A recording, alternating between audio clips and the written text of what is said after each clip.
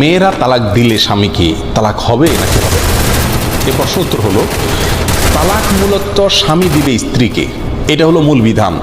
আল্লাহ সুবহানাহু ওয়া তাআলা কোরআন কারীমে বলেছেন, ইয়া আইয়ুহান নবী ইযা তাল্লাকতুমুন নিসা, হে নবী, যখন আপনি বা আপনারা পুরুষেরা যখন তালাক দিবেন মেয়েদেরকে, তাহলে বোঝা গেল মেয়েদেরকে তালাক দিবে পুরুষেরা।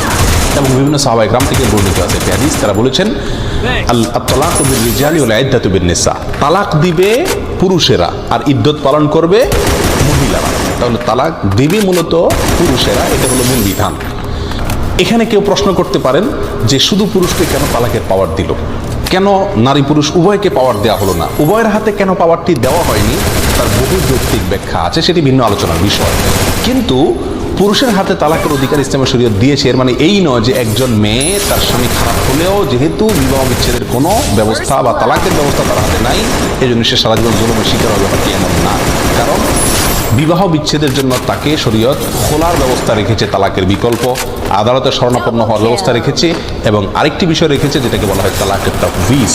তালাকের তাফউইজের মাধ্যমে স্ত্রী নিজের প্রতি নিজে তালাক গ্রহণ করতে পারেন। তালাকের তাফউইজটা হলো, স্বামী যদি তার স্ত্রীকে অধিকার দেন যে তুমি নিজের প্রতি নিজে তালাক গ্রহণ করতে পারো, তোমাকে আমি অধিকার দিলাম, সেটা বিভিন্ন শর্ত সাপেক্ষে হতে পারে যে এই শর্ত পাওয়া গেলে তুমি তখন নিজের প্রতি নিজে তালাক দিতে পারবে, আমি তোমাকে পাওয়ার দিলাম।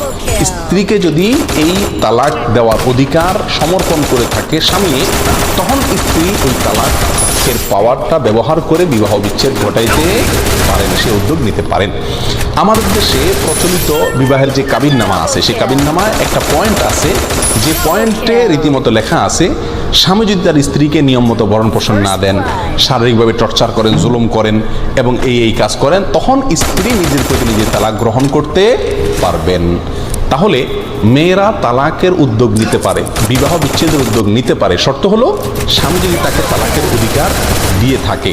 যদি স্বামীকে তালাকের অধিকার না দেয় এবং সে জুলুমের শিকার হয়, তখন সে আদালতে শরণাপন্ন হতে পারে, স্বামীকে খোলার প্রস্তাব করতে পারে, সেটা ভিন্ন ইস্যু। এই যে তালাকের তাফউইজ বা স্বামী যদি তালাকের অধিকার দেয় তখন স্ত্রী তালাক প্রয়োগ করতে পারে, এখানে দুটি পয়েন্ট খুবই গুরুত্বপূর্ণ। নাম্বার এক, অনেক মহিলারা করে কি, স্বামীকে তালাক দেয়। শত শত তালাকের ঘটনা এরকম ঘটে যে আমাকে যেহেতু স্বামী তালাকের অধিকার দিছে বা কাবিননামায় লেখা আছে, স্বামী সেখানে সিগনেচার করেছেন, অতএব আমি অধিকার পেয়ে গেছি, সেহেতু আমি স্বামীকে তালাক দিলাম।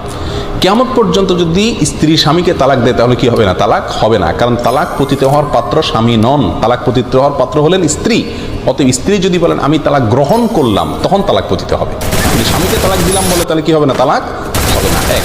নাম্বার দুই, যেই শর্তে তাকে তালাকের অধিকার দেওয়া হয়েছে সেই শর্ত পাওয়া যেতে হবে। মনে চাইলেও আর তালাক দিয়ে চলে গেলাম, ব্যাপারটা এরকম না। কাবিননামায় যে শর্ত আছে, অথবা স্বামী আপনাকে স্ত্রীকে যে শর্তে তালাকের অধিকার দিয়েছেন সেই শর্তগুলো যদি পাওয়া যায়, তখন স্ত্রী নিজেকে নিজে তালাক গ্রহণ করতে পারেন এবং এর মাধ্যমে কি হবে? বিবাহ সম্পর্ক বিচ্ছিন্ন হয়ে যাবে। তাহলে মেয়েরাও তালাকের অধিকার প্রয়োগ করতে পারেন যদি স্বামী তাকে তালাকের অধিকার দিয়ে থাকে। যদি না দেয় তাহলে সারা জীবন তালাক দেখ বা নেক, তাতে কি হবে না? তালাক পতিত হবে না।